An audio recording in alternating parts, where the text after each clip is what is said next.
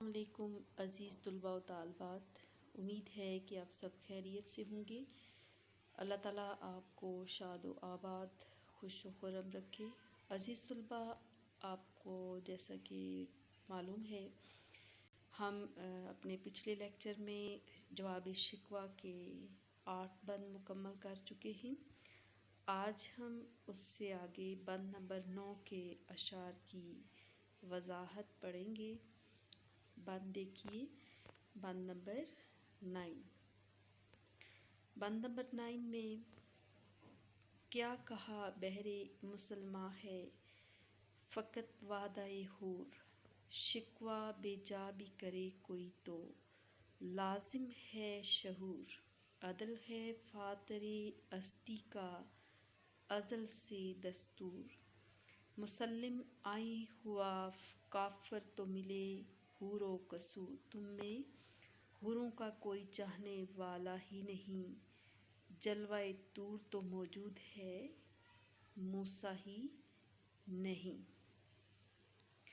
ان کے مشکل الفاظ کی میننگ دیکھیے۔ بہر مسلمان، مسلمان کے لیے، حور جنت کی مخلوق جو نہایت ہی خوبصورت مخلوق ہوگی، اور یہ مومنین کے لیے اللہ تعالیٰ کا جنت میں جو وعدہ ہے کہ یہ ان کو عطا کی جائیں گی۔ شکوہ بے جا، بے موقع، جو صحیح نہ ہو، ایسی شکایت۔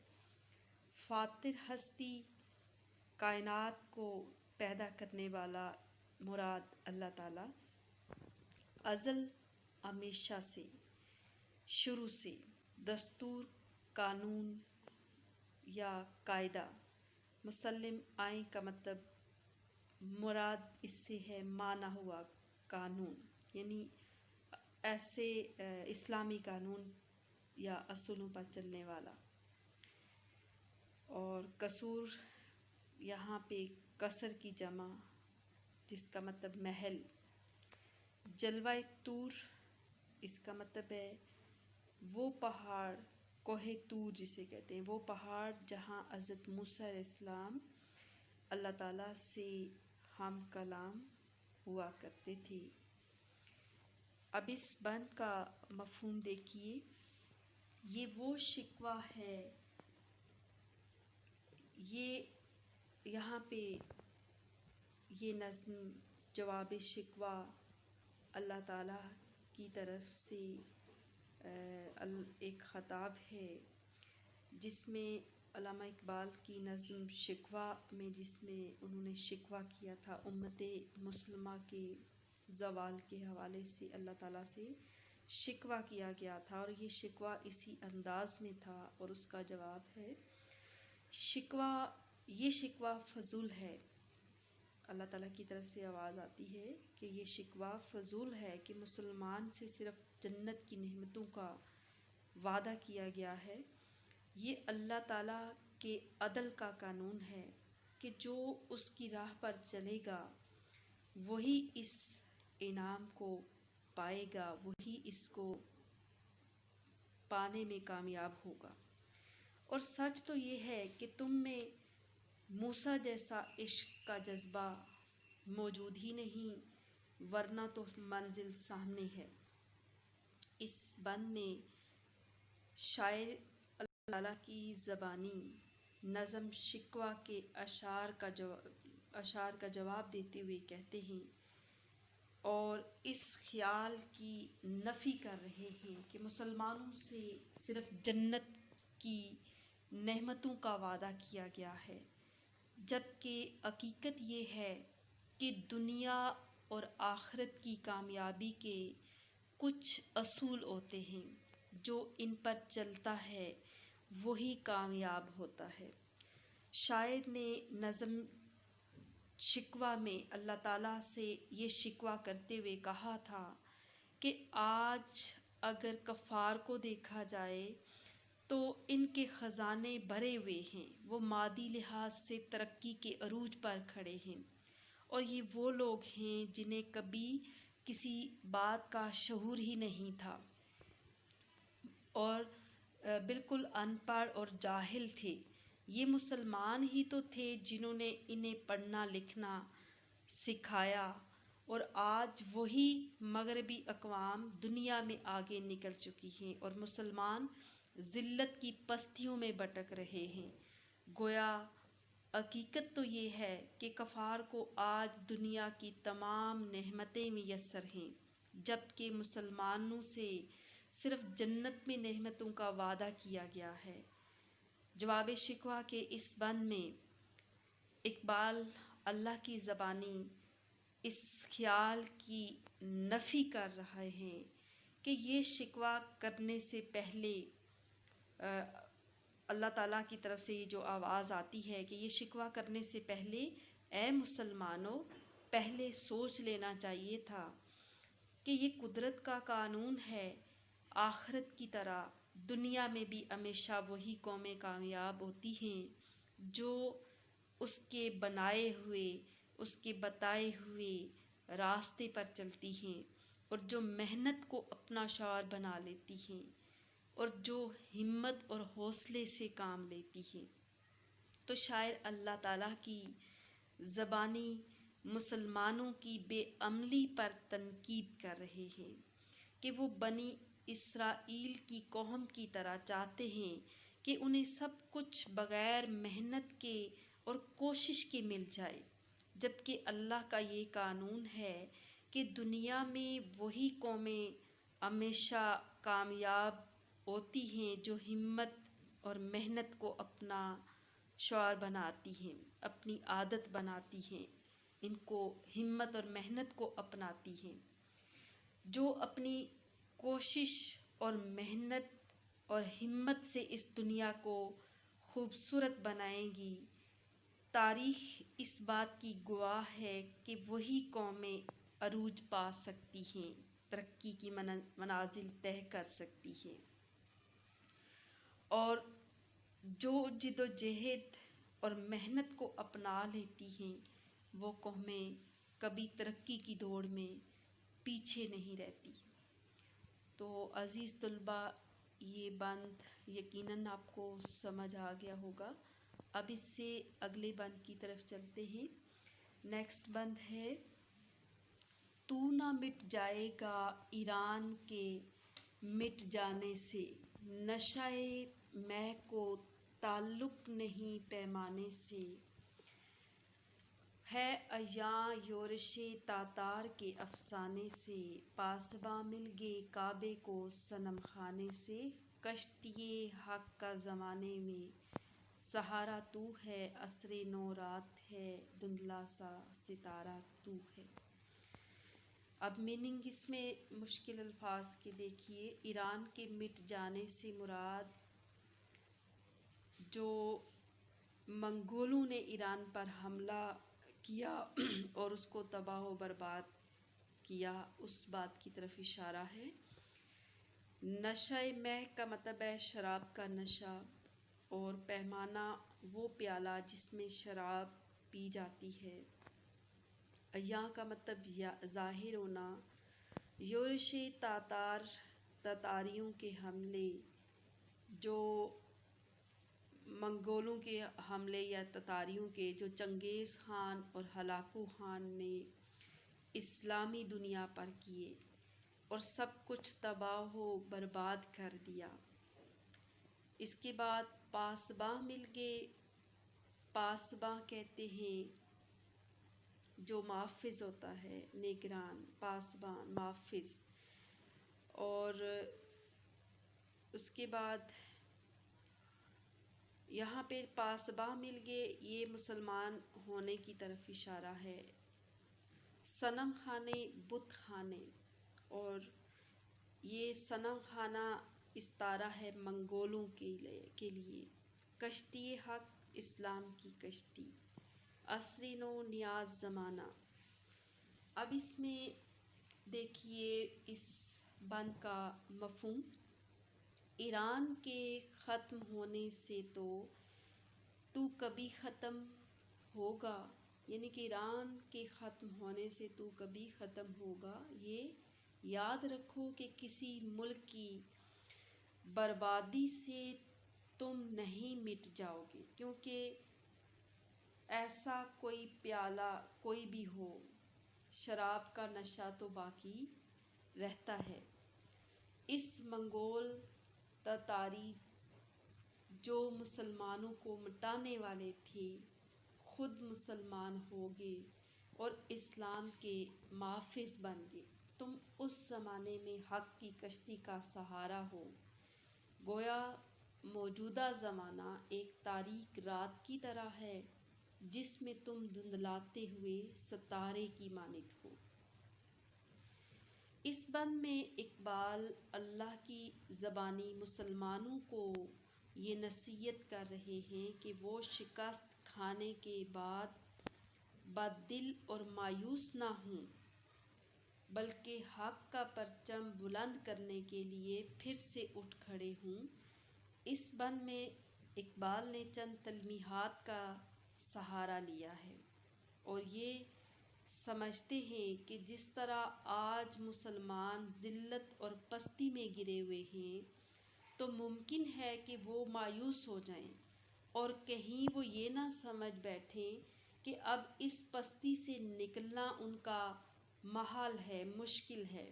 اس لیے اقبال اس بند میں ماضی کے مسلمانوں اور عظیم واقعے کو بطور تلمیح استعمال کرتے ہیں۔ اور واقعہ کیا ہے کہ 17ویں صدی میں مسلمانوں کی بے عملی، نا اتفاقی اور اسلام سے دوری کی سزا انہیں چنگیز خان کے عذاب کی صورت میں ملی تھی۔ چنگیز خان ایک منگول سردار تھا اور اس کے پوتے الاکو خان نے اسلامی دنیا پر وہ تباہی مچا دی تھی جس کی کوئی تاریخ میں مثال نہیں ملتی۔ اور اسی لیے اقبال اللہ کی زبانی مسلمانوں سے مخاطب ہو کر کہہ رہے ہیں کہ تو یہ نہ سمجھنا کہ کسی ایک حصے کی تباہی سے تو ختم ہو جائے گا۔ اگر ایران اور عراق وغیرہ مٹ بھی گئے تو مسلمان کسی اور خطۂ سرزمین سے ابھر آئیں گے، وہ کسی اور قوم کی صورت میں اسلام کے محافظ بن جائیں گے۔ اسی لیے اقبال کہتے ہیں کہ جس طرح نشے کو شراب کے پیالے سے کوئی تعلق نہیں، وہ اگر ایک پیالہ ٹوٹ بھی جاتا ہے تو شراب کسی دوسرے پیالے میں ڈال کر پیش کی جا سکتی ہے اور اس طرح اس کا نشہ بھی برقرار رہے گا۔ اسی طرح اگر مسلمان ایک جگہ شکست کھانے کے بعد دوسری طرف سے پھر ابھر آئیں گے، اس کے لیے شاعر تاریخ کا وہ عظیم واقعہ پیش کر رہے ہیں جو منگولوں اور تاتاریوں کی صورت میں رونما ہوا تھا۔ منگول جو آندھی اور طوفان کی طرح اٹھے تھے اور امت مسلمہ پر ایک عذاب کی صورت میں نازل ہوئے۔ چنگیز خان اور اس کے بیٹے اور پھر اس کے پوتے ہلاکو خان نے اسلامی دنیا پر وہ تباہی اور بربادی مچا دی تھی۔ مسلمانوں کی قیمتی جانیں اور علمی ورثہ، لائبریریاں، مدرسے، کتب خانے اور کتابیں سب کچھ جلا کر راکھ کر دیا۔ لیکن اللہ تعالیٰ کی قدرت دیکھیے کہ انہی منگولوں سے ہی ایک شخص برکے خان اپنی قوم سمیت مسلمان ہو گیا۔ اس کے بعد بہت سے دوسرے منگول بھی اس کے ظلم و ستم سے تائب ہوئے، توبہ کی اور مسلمان ہو گئے۔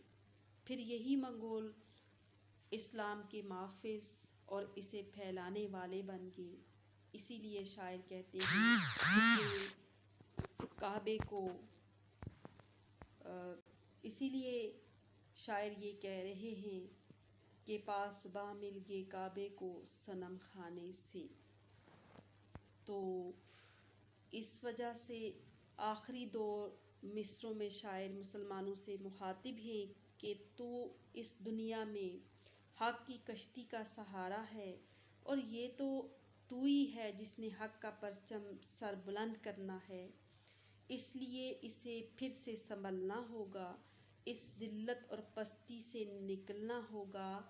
جب وہ یہ سمجھ لیں گے کہ وہ زمانے میں خدا کا آخری پیغام ہیں، تو پھر وہ دوبارہ سے اپنے مقام کو حاصل کرنے کے لیے کوشش کریں گے۔ اس لیے اقبال اس زمانے کو ایک سیاہ رات سے تشبیہ دیتے ہوئے مسلمانوں کو ایک صبح کے ستارے سے تشبیہ دیتے ہیں اور امید دلاتے ہیں کہ اگرچہ رات سیاہ اور تاریک ہے، لیکن یہ اندھیری اور تاریک رات کے بعد، ہر تاریک رات کے بعد ایک روشن صبح ضرور طلوع ہوتی ہے، اور یہ صبح اب زیادہ دور نہیں ہے، یعنی اب یہ وقت زیادہ دور نہیں ہے، بہت ہی جلد ہی وہ وقت آئے گا جب یہاں سے ظلم و ستم مٹ جائے گا۔ اس کے بعد اگلے بند کی طرف دیکھیے، نیکسٹ بند ہے، مثل بو قید ہے غنچے میں پریشاں ہو جا، رختے بردوش ہوائے چمنستان ہو جا، ہے تنک مایا تو ذرے سے بیاباں ہو جا، نغمہ موج سے ہنگامہ طوفاں ہو جا، قوت عشق سے ہر پست کو بالا کر دے، دہر میں اسم محمد سے اجالا کر دے۔ تو اس بند کے مشکل الفاظ، مثل بو قید کا مطلب ہوتا ہے یعنی مثال قید کی مانند، یعنی کہ جس طرح خوشبو ایک کلی کے اندر بند ہوتی ہے، بالکل اسی طرح یہاں پہ غنچہ مسلمانوں کو ایک کلی سے تشبیہ دی گئی ہے۔ اس کی ڈیٹیل آپ کو آگے چل کر بتاتی ہوں۔ اس کے بعد ہے رختے بردوش ہوائے چمنستان، رختے بردوش ہوائے یعنی ہوا کے دوش پر، رختے بر کا مطلب سفر اور چمنستان باغ، اور تنک مایا جو کم چمکنا ہے، مدھم چمکنا، ایک چھوٹے سے ذرے کی مانند، بیاباں ویران جنگل، نغمہ موج لہر کو کہتے ہیں، نغمہ گیت، اور ہر پست کو بالا کر دے، پست نیچا اور بالا اونچا بلند، دہر کا مطلب ہے زمانہ، اجالا روشنی۔ اب اس بند میں شاعر کہتے ہیں کہ تو خوشبو کی طرح پھول کی کلیوں میں قید ہے،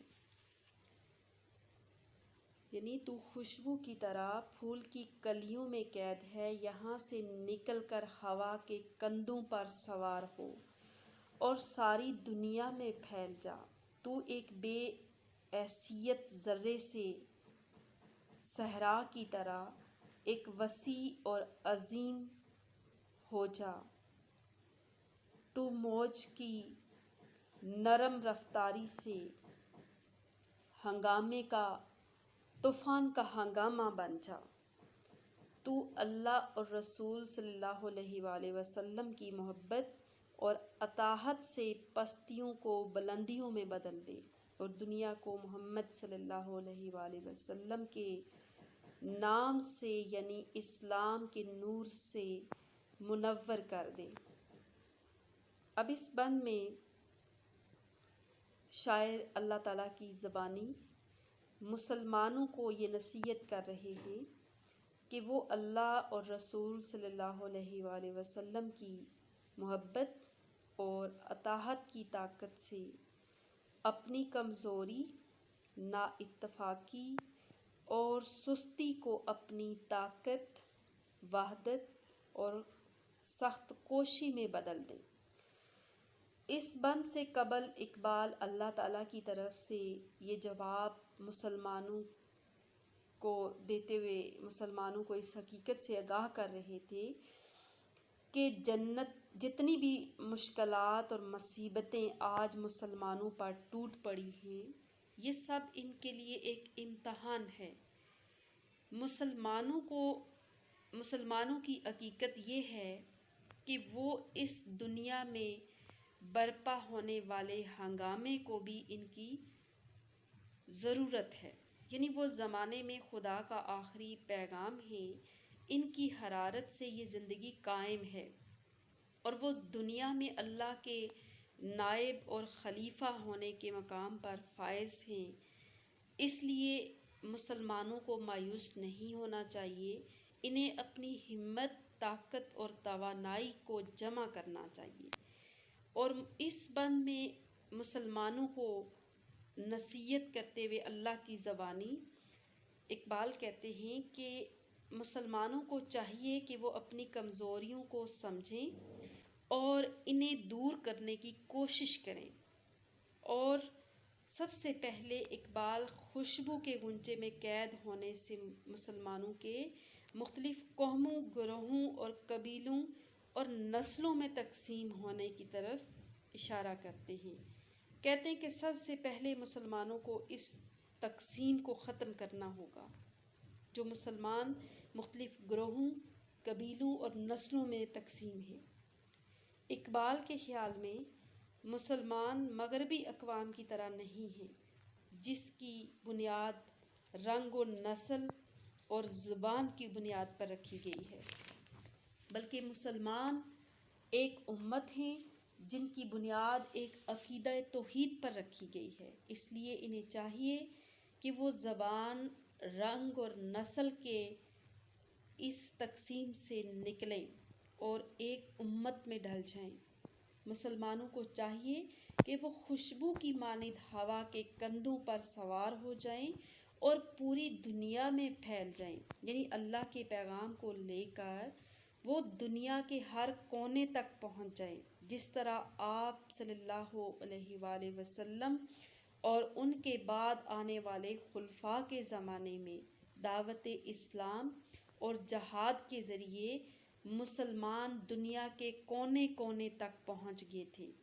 وہاں کہتے ہیں اقبال اللہ کی زبانی کہ تو نے توحید کے وہ چراغ روشن کیے جو آج تک جل رہے ہیں، یعنی اسلام جس طرح پھیلا آج تک وہ دنیا کے کونے کونے تک پھیل رہا ہے اور اپنی روشنی سے انسانیت کو راستہ دکھا رہے ہیں۔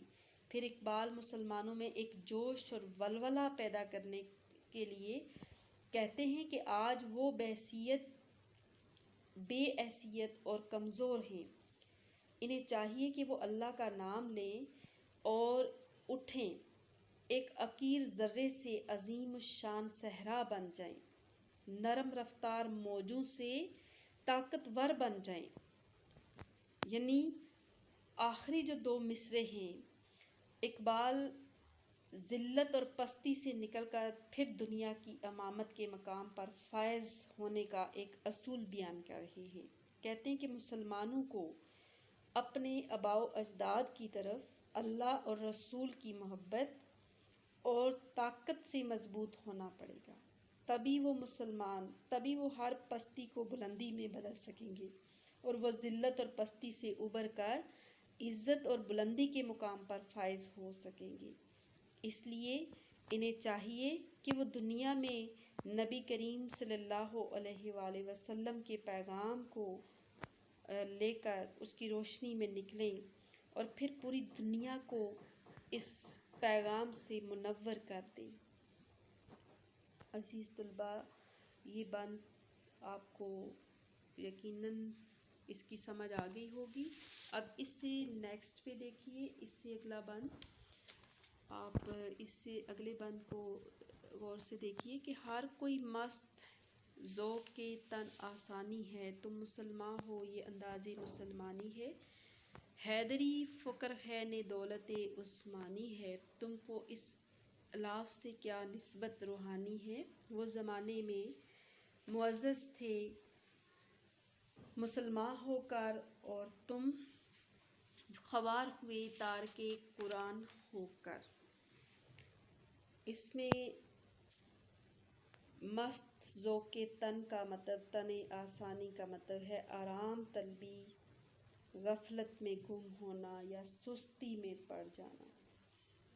اور حیدری یہاں پہ حضرت علی علیہ السلام کا یہ لقب ہے، ان کی طرح دنیا سے بے نیاز ہونا۔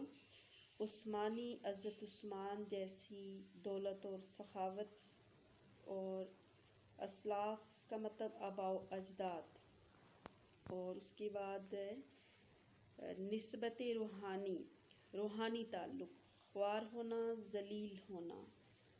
اور اس کے بعد قرآن، ترک قرآن کا، تارک قرآن کا مطلب ہے قرآن کو ترک کر دینا، یعنی چھوڑ دینا۔ اب اس بند میں آپ دیکھیے یہاں پہ اس بند کے آخر میں یہاں پہ اس کا مفہوم دیکھیے کہ مسلمان آرام پسند اور کاہلی کی غفلت میں پڑے ہوئے ہیں۔ کیا انہیں بطور مسلمان یہ زیب دیتا ہے کہ ان میں حضرت علی جیسا فکر اور حضرت عثمان جیسی دولت اور سخاوت دونوں ہی نظر نہیں آتی؟ گویا انہیں اپنے بزرگوں سے کوئی روحانی تعلق نہیں رہا۔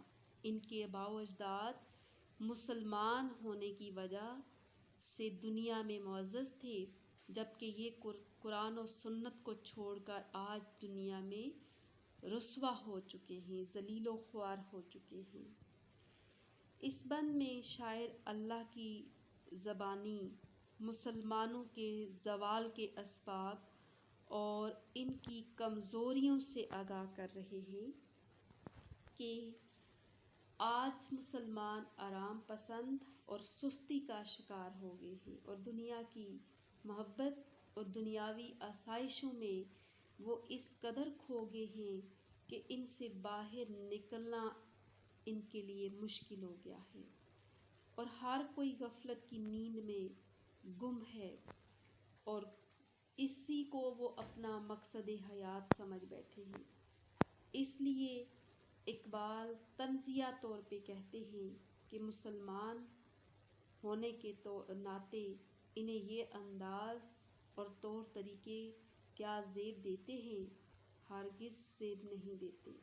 مسلمان تو وہ ہوتا ہے جو مدینے کی چھوٹی سی ریاست سے باہر نکلے اور پوری دنیا پر چھا جائے، وہ اللہ کے پیغام کو لے کر نکلے اور پوری دنیا میں خوشبو کی طرح پھیل جائے۔ انہوں نے دعوت اسلام اور جہاد کے ذریعے اس راستے میں آنے والی مشکلات کو اور مصائب کو بڑی بہادری سے ان کا مقابلہ کیا، اور وہ شہادت کی خواہش لے کر میدان میں اترے اور کامیاب ہوئے۔ انہوں نے اسلام کی خاطر اپنا سب کچھ قربان کیا۔ یہ ان کی قربانیوں اور جد و جہد کا نتیجہ تھا۔ آج اسلام کا پیغام دنیا کے کونے کونے میں پہنچ رہا ہے، لیکن اس کے برعکس آج کے مسلمان آرام طلب ہیں، وہ دنیا کی محبت میں کھو چکے ہیں۔ آج کے مسلمان اپنے بزرگوں کے اوصاف سے بھی محروم ہیں۔ آج کے مسلمان ان میں بزرگوں جیسے، یعنی حضرت علی جیسے لوگ ان کے بزرگوں میں موجود تھے، جو فکر میں اپنی مثال آپ تھے۔ وہ دنیا میں رہتے ہوئے بھی دنیا کی محبت سے بے نیاز تھے۔ ان کی زندگی صرف اور صرف اللہ کی رضا کے لیے تھی، اور ان کے آباء و اجداد میں حضرت عثمان غنی جیسے دولت مند بھی موجود تھے، جو بے انتہا دولت مند ہونے کے باوجود بھی سخاوت، ایثار ان میں بے مثال تھی۔ ان کی دولت اللہ کی رضا اور اس کے راستے کے لیے تھی۔ اس لیے اقبال اس بات کا افسوس کر رہے ہیں اللہ کی زبانی کہ آج مسلمانوں کو اپنے آباء و اجداد سے کوئی ان کا روحانی تعلق نہیں رہا، کیونکہ ان میں اپنے آباء و اجداد جیسی کوئی خوبی نظر نہیں آتی۔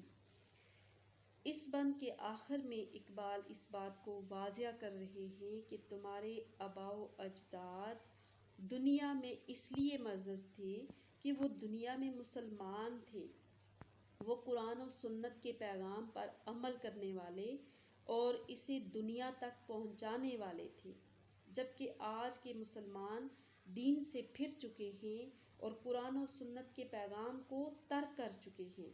انہوں نے قرآن کو گھروں میں سجا رکھا ہے اور گھروں کی زینت بنا رکھا ہے، جبکہ قرآن اس لیے اتارا نہیں گیا کہ اسے اپنے گھروں کی زینت بنایا جائے، بلکہ قرآن اس لیے نازل ہوا تھا کہ اسے پڑھیں اور عمل کریں، لیکن افسوس کہ آج کے مسلمان اسے بھلا چکے ہیں، اسے ترک کر چکے ہیں، ان تعلیمات سے دور ہو چکے ہیں۔ یہی وجہ ہے کہ آج وہ زوال کا شکار ہیں۔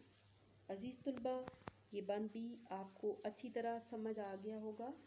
آج کے اس لیکچر میں ہم یہاں تک ہی، باقی ایک بند جو ہے وہ اگلے لیکچر میں مکمل کر لیں گے اور اس کے ساتھ ایکسرسائز بھی۔ تب تک کے لیے اللہ حافظ۔ اس کو